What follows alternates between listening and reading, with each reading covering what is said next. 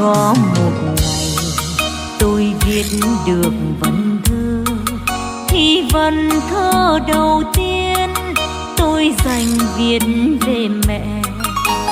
Nếu có một ngày tôi viết được lời ca, thì lời ca đầu tiên tôi cũng dành cho mẹ. Viết về người mẹ hiền, viết về người mẹ yêu. Người mẹ của tôi, lòng mẹ biển khơi, đời mẹ vì con nhọc nhằn hoàn sâu lên từng nếp chán. Người mẹ của tôi, tình mẹ vầng dương, đời mẹ vì con tạo tần ngày đêm mãi đâu bạc trắng. Mẹ là vần thơ, mẹ là lời ca, mẹ là điệu ru ngọt ngào, mẹ nâng bước con vào đời.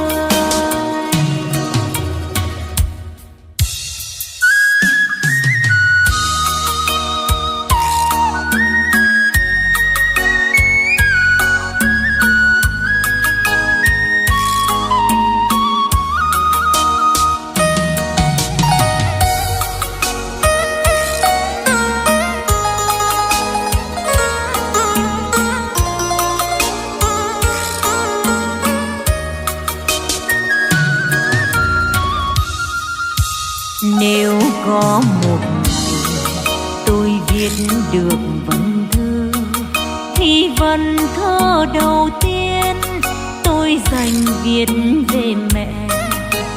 Nếu có một ngày tôi viết được lời ca, thì lời ca đầu tiên tôi cũng dành cho mẹ. Viết về người mẹ hiền, viết về người mẹ yêu.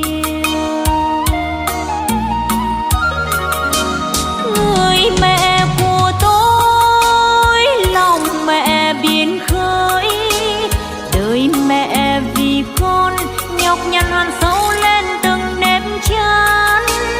Người mẹ của tôi, tình mẹ vầng dương, đời mẹ vì con tạo tần ngày đêm mãi đâu bạc trắng.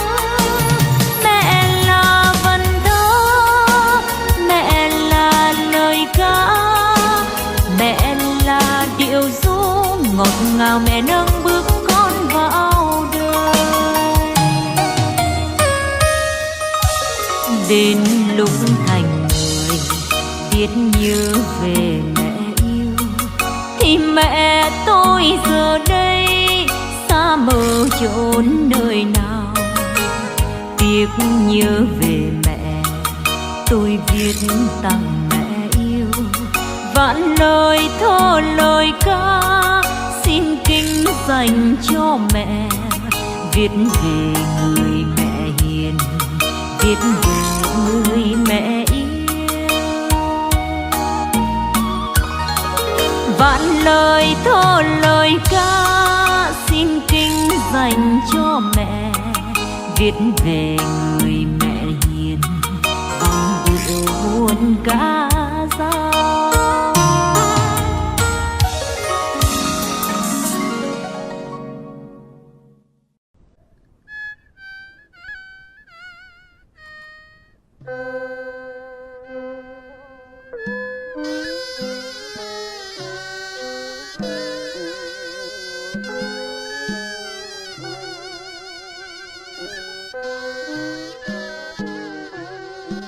Mẹ tôi tên là Vũ Thị Trúc, sinh ngày 8 tháng 6 năm 1962 tại làng Hồ Trung, xã Tân Dân, huyện Tĩnh Gia, tỉnh Thanh Hóa, nay là phường Tân Dân, Thanh Hóa. Mẹ tôi là con thứ 4 trong gia đình có 8 anh chị em.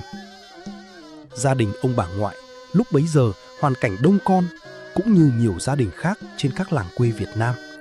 Cuộc sống muôn vàn khó khăn do chiến tranh tàn phá, công nghệ khoa học chưa phát triển như bây giờ. cái ăn cái mặc luôn thiếu trước hụt sau, học hành chắp vá. Năm 1969, ông bà ngoại cùng 8 người con đi định cư vào thôn Thịnh Hùng, xã Phú Lâm, Tĩnh Gia, Thanh Hóa. Nay là tổ dân phố Thịnh Hùng, phường Trúc Lâm, tỉnh Thanh Hóa để lập nghiệp. Tại vùng quê mới, mẹ tôi lớn lên trong vòng tay yêu thương của gia đình, rồi cùng mọi người làm ăn phát triển kinh tế, xây dựng quê hương mới. Đến năm 1980, bố tôi sau khi xuất ngũ trở về quê hương, xã Phú Lâm, đã mang tình yêu thương và kết duyên cùng mẹ tôi, rồi sinh ra 2 chị em tôi. Gia đình tôi an cư tại thôn Thịnh Hùng cho đến ngày nay. Tưởng như cuộc sống thuận buồm xuôi gió và luôn đẹp như những giấc mơ, như trong truyện cổ. Nhưng rồi mỗi người mang một lá số. Năm 2010, mẹ tôi bị bệnh, phải đi chạy chữa khắp nơi. Nhiều bệnh cùng lúc nên mẹ tôi yếu nhiều, để lại di chứng làm mẹ đi lại khó khăn. Suốt nhiều năm, mẹ luôn chịu đựng nỗi đau bệnh tật. Dù rất thương mẹ, cả gia đình tôi đã đưa mẹ đi chạy chữa khắp nơi. Nhưng đến đầu năm 2026, bệnh của mẹ nặng lên với tiên lượng ngày càng xấu đi. Và đến 1 giờ 20 phút ngày 12 tháng 3 âm lịch, mẹ tôi đã trút hơi thở cuối cùng. Cả cuộc đời của mẹ tôi, hiền hậu, chân chất, thủy chung, luôn quý trọng anh em, tình làng nghĩa xóm và dành cho con cháu những tình yêu bao la. Luôn mang nụ cười để giấu giếm cái nghèo, cái khổ. Khi đau bệnh, mẹ vẫn cắn răng chịu đựng để không làm con cháu phiền lòng.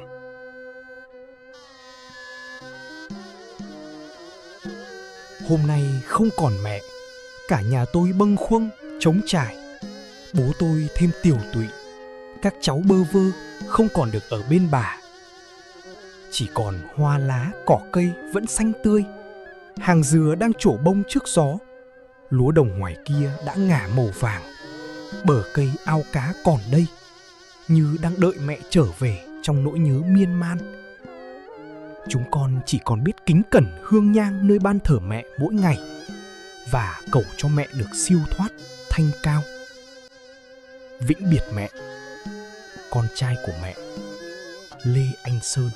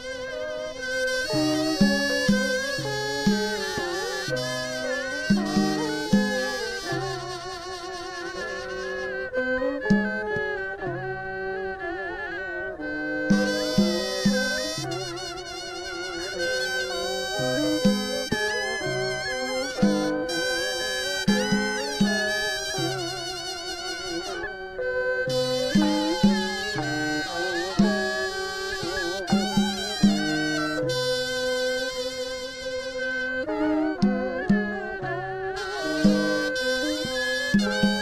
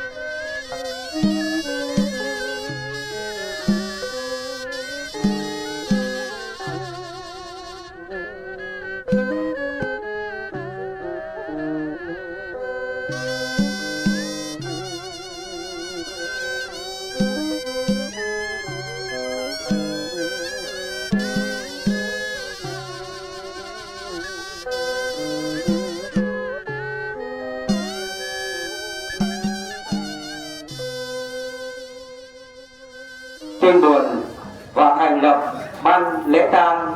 3 là đọc tóm tắt tiểu sử của bà.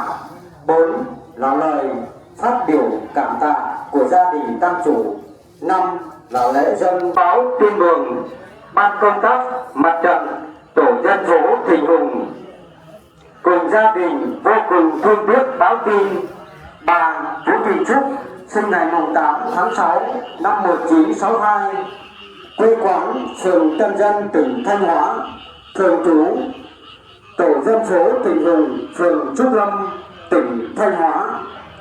Sau một thời gian lâm bệnh, mặc dù đã được các y bác sĩ tận tình cứu chữa, bà con lối xóm thăm hỏi và động viên, nhưng do căn bệnh quá hiểm nghèo, bà không qua khỏi, trái tim của bà đã ngừng đập và đã thúc hơi thở cuối cùng vào hồi 1 giờ 20 phút ngày 28 tháng 4 năm 2026, tức ngày 12 tháng 3 năm Bính Ngọ. Bà tử thọ 65 tuổi. Lễ nhập quan cho bà vào hồi 13 giờ 15 phút ngày 28 tháng 4 năm 2026, tức ngày 12 tháng 3 năm Bính Ngọ. Lễ viếng vào hồi 14 giờ 15 phút cùng ngày. Lễ truy điệu và cử hành. Lễ truy điệu vào hồi 7 giờ 15 phút ngày 29 tháng 4 năm 2026, tức ngày 13 tháng 3 năm Bính Ngọ. Lễ an táng vào hồi 8 giờ cùng ngày. An táng tại nghĩa địa Hồ Núi Đất, tổ dân phố Thịnh Hùng. Tiếp theo chương trình lễ truy điệu, xin trân trọng giới thiệu và kính mời ông Trần Quốc Hải, Bí thư chi bộ, trưởng ban công tác mặt trận tổ dân phố Thịnh Hùng lên đọc tóm tắt tiểu sử của bà. Xin trân trọng kính mời ông. Kính thưa Ngôi Hồn bà Vũ Thị Trúc, kính thưa gia đình tang quyến, kính thưa toàn thể tang trưởng. Vào một buổi sáng ngày 28 tháng 4 năm 2026, tức ngày 12 tháng 3 năm Bính Ngọ, chúng tôi nhận được tin bà Vũ Thị Trúc rút hơi thở cuối cùng với tấm lòng xót xa thương tiếc. Hôm nay ban công tác mặt trận tổ dân phố Thịnh Hùng cùng hội người cao tuổi trong tổ dân phố, cùng các cụ, các ông, các bà, bạn bè thân bằng có hữu gần xa, cùng toàn thể nhân dân tổ dân phố Thịnh Hùng hội tụ nơi này để tiễn đưa người hàng xóm, người mẹ thân thương của các con, người bà yêu quý của các cháu, người con dâu của gia tộc họ Lê Tộc về nơi an nghỉ cuối cùng. Bà Vũ Thị Trúc sinh năm 1962, quê quán phường Tân Dân, tỉnh Thanh Hóa, đối quán tổ dân phố Thịnh Hùng, phường Trúc Lâm, tỉnh Thanh Hóa. Bà được sinh ra và lớn lên trong một gia đình nông dân thuần túy. Gia đình bà có 8 anh chị em, bà là con thứ tư trong gia đình. Hồi nhỏ được bố mẹ nuôi ăn học, bà học hết cấp 2. Do điều kiện kinh tế gia đình, bà đành thôi học để cùng cha mẹ chăm lo cho các em ăn học và phát triển kinh tế gia đình. Bà rất năng động nhiệt tình, bà đã tham gia làm chi hội trưởng hội phụ nữ thôn Thịnh Hùng, xã Phú Lâm, huyện Tĩnh Gia, tỉnh Thanh Hóa, nay là tổ dân phố Thịnh Hùng, phường Trúc Lâm, tỉnh Thanh Hóa. Bà là hội viên hội người cao tuổi, ở lĩnh vực nào bà cũng luôn hoàn thành xuất sắc mọi nhiệm vụ được giao và được cấp trên khen thưởng nhiều giấy khen các loại. Với gia đình, bà là người vợ mẫu mực, có trách nhiệm. Bà sinh được 2 người con, một trai một gái. Các con của bà hay đã yên bề gia thất và sinh cho bà được 3 cháu nội, 3 cháu ngoại. Với các con, bà luôn là người mẹ mẫu mực, bao dung hết lòng vì tương lai con cái. Với bạn bè, người thân và những người trong xóm làng, bà luôn hòa nhã, nhiệt tình, trách nhiệm với mọi công việc, mọi người yêu quý mến. Bà Vũ Thị Trúc do mắc phải căn bệnh quá hiểm nghèo, mặc dù đã được gia đình hết lòng chăm sóc, bà con lối xóm thăm hỏi động viên, nhưng do căn bệnh quá hiểm nghèo nên trước cùng lực kiệt đã không qua khỏi. Bà đã trút hơi thở cuối cùng vào hồi 1 giờ 20 phút ngày 28 tháng 4 năm 2026, tức ngày 12 tháng 3 năm Bính Ngọ, hưởng thọ 65 tuổi. Bà ra đi về cõi vĩnh hằng. Bầu trời hôm nay ảm đạm, hoa lá cỏ cây thôi cười, tiếng chim bên đồi ngừng hót. Kính thưa hương hồn bà, thế là chỉ còn ít phút nữa thôi, bà sẽ vĩnh biệt chúng tôi để về với tổ với tiên, để vui với nắng sớm mây chiều, với bồng lai tiên cảnh. Bà ra đi, chồng bà mất đi một người vợ mẫu mực yêu thương các con, mất đi một mẹ hiền hòa kính trọng bao dung độ lượng. Các cháu mất đi người bà vui tính yêu thương. Bà ra đi, gia đình mất đi một trụ cột vững chắc, một chỗ dựa tinh thần không gì thay thế nổi. Chồng không được nhìn thấy vợ, các con không được nhìn thấy mẹ, các cháu không được nhìn thấy bà, âm dương cách biệt.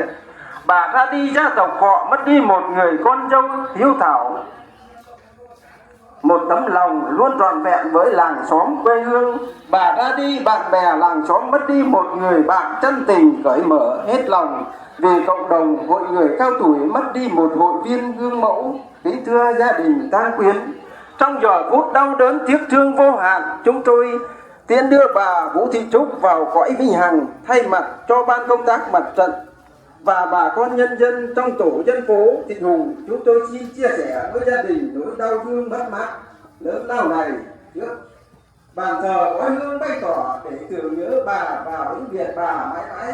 Xin ta trưởng cho một phút mặc niệm. Xin ta trưởng cho một phút mặc niệm. Một phút mặc niệm bắt đầu.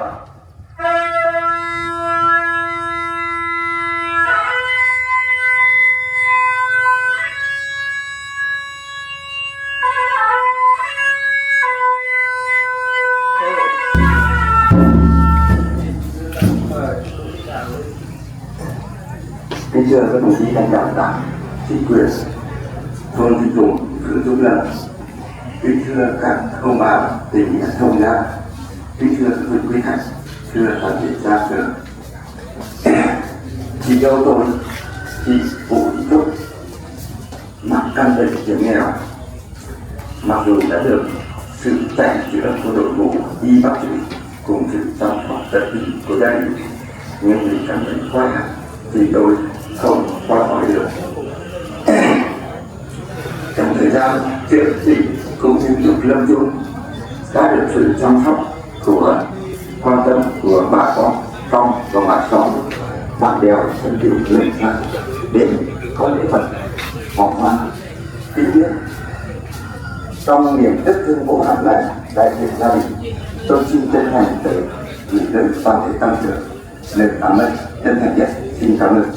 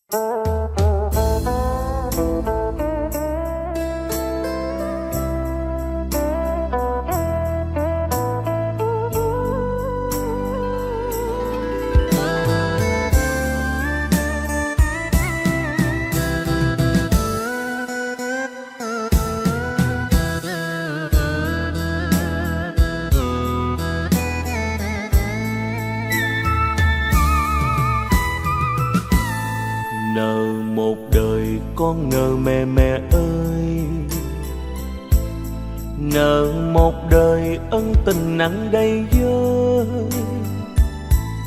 Tình mẹ chờ che cho con bóng mát, một đời gian nan mưa nắng ngược xuôi, một đời thầm lặng dằn vặt ánh trăng. Nợ mẹ hiền chưa giấc ngủ nào yên, nợ mẹ hiền ơi tình mẹ thiêng liêng. Nợ ơn dưỡng nuôi bao la biển lớn, nợ mẹ hình hài 9 tháng cưu mang, một thời long đong mẹ dài gánh tay gồng. Mẹ ơi giờ con đã lớn khôn rồi, giờ con hãnh diện với đời. Thì mẹ ơi, mẹ của con như đèn dầu trước gió, như chỉ mình treo chuông. Gió ơi đừng thôi, sợ gió vô tình một ngày con mãi mồ côi. Lời nguyện cầu cho mẹ được bình an, lời nguyện cầu cho mẹ mãi chân gian.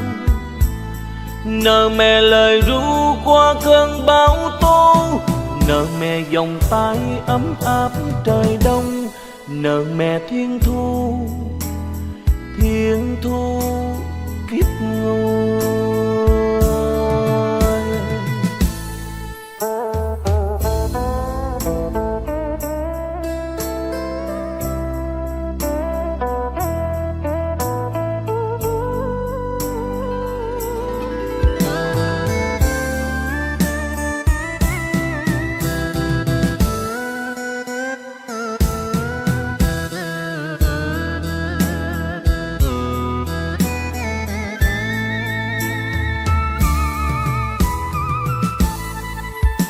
Mẹ ơi giờ con đã lớn khôn rồi, giờ con hãnh diện với đời.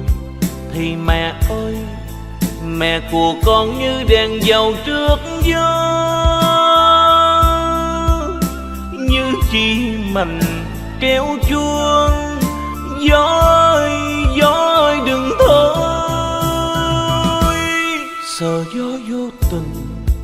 vô tình một ngày con mãi mồ côi.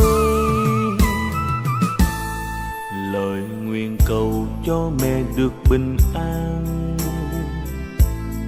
lời nguyện cầu cho mẹ mãi chân gian. Nợ mẹ lời ru qua cơn bão tố, nợ mẹ vòng tay ấm áp trời đông, nợ mẹ thiên thu kiếp ngôi. Nợ mẹ lời ru qua cơn bão tố, nợ mẹ vòng tay ấm áp trời đông, nợ mẹ thiên thu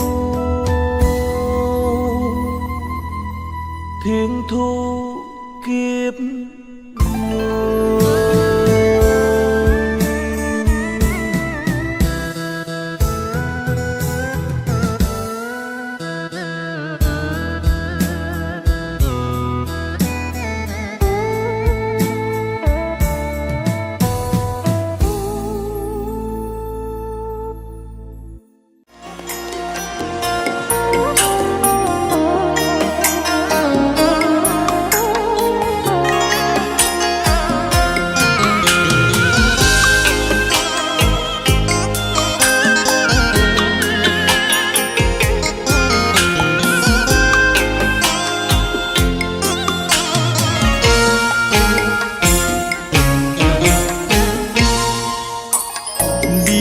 khắp thế gian không ai tốt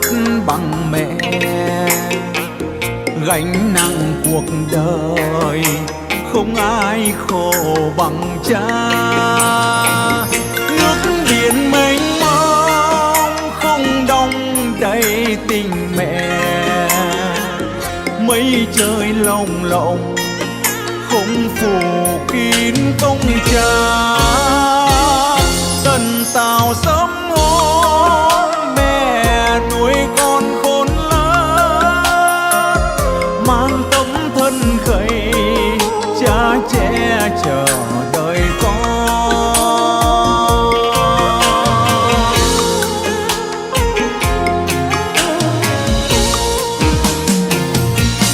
Ai còn mẹ xin đừng làm mẹ khóc, đừng để buồn lên mắt mẹ nghe không. Ai còn mẹ xin đừng làm mẹ buồn, đừng để buồn lên mắt mẹ nghe không.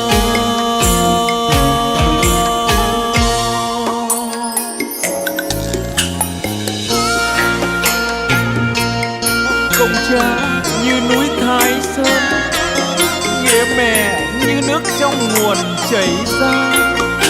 Một lòng thờ mẹ kính cha, cho tròn chữ hiếu mới là đạo con.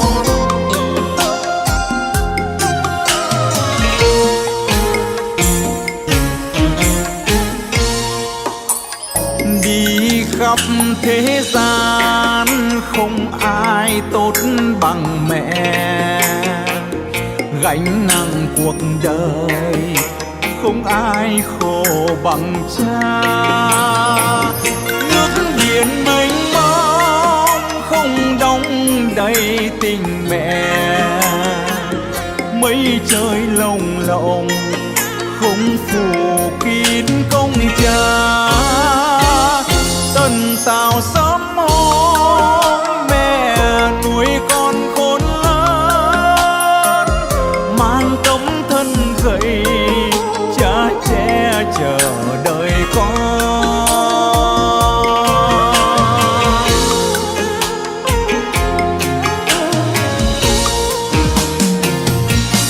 Ai còn mẹ xin đừng làm mẹ khóc, đừng để buồn lên mắt mẹ nghe không.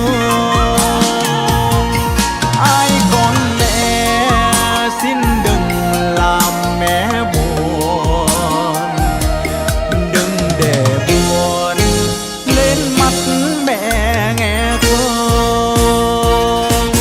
Ai còn mẹ xin đừng làm mẹ khóc, đừng để buồn lên mắt mẹ nghe không.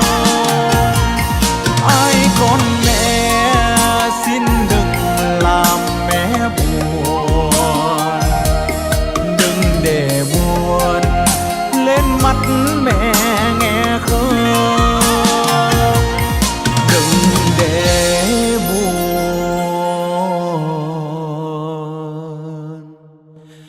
lên mắt mẹ nghe không.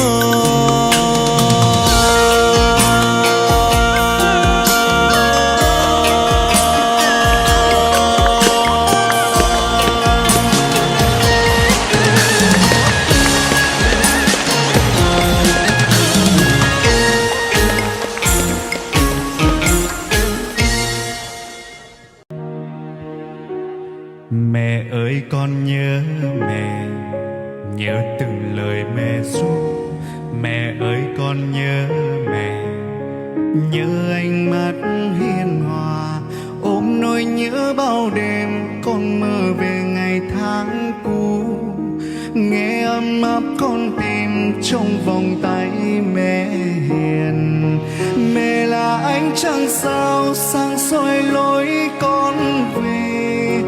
Mẹ ngày đêm những bước con bay vào trời xanh. Mẹ mẹ dòng suối mát trong xóa cơn nóng chưa hè. Mẹ vầng dương ấm áp cho con đừng ngủ mê. Mẹ ơi làm sao thấy bóng dáng của mẹ, con luôn khao khát ngày đêm có được mẹ gần bên.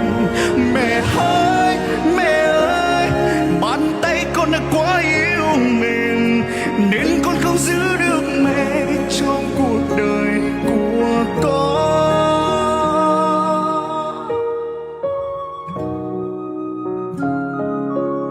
Đi khắp thế gian không ai tốt bằng mẹ, gánh nặng cuộc đời không ai khổ bằng cha. Nước biển mênh mông không đong đầy tình mẹ, núi trời lặng lặng không phủ kín công cha. Mẹ ơi con nhớ mẹ, nhớ từng lời mẹ ru. Mẹ ơi con nhớ mẹ, nhớ ánh mắt hiền hòa, ôm nỗi nhớ bao đêm con mơ về ngày tháng cũ. Nghe ấm áp trong tim trong vòng tay mẹ hiền. Mẹ là ánh trăng sao sáng soi lối con về. Mẹ ngày đêm nâng bước con bay vào trời xanh. Mẹ dòng suối mát trong xóa cơn nóng chưa hè. Mẹ vầng sáng ấm áp. Sao đây anh chị nhé. Mẹ ơi làm sao để bóng dáng của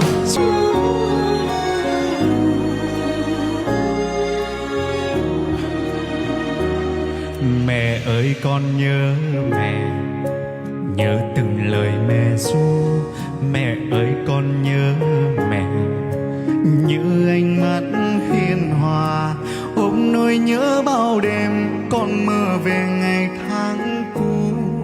Nghe ấm áp con tim trong vòng tay mẹ hiền. Mẹ là ánh trăng sao sáng soi lối con về. Mẹ ngày đêm nâng bước con bay vào trời xanh. Mẹ dòng suối mát trong xóa cơn nóng chưa hè. Mẹ vầng dương ấm áp cho con ngừng ngủ mê. Mẹ ơi làm sao thấy bóng dáng của mẹ, con luôn khao khát ngày đêm có được mẹ gần bên. Mẹ ơi bàn tay con đã quá yêu mềm, con không thể giữ được mẹ trong cuộc đời của con.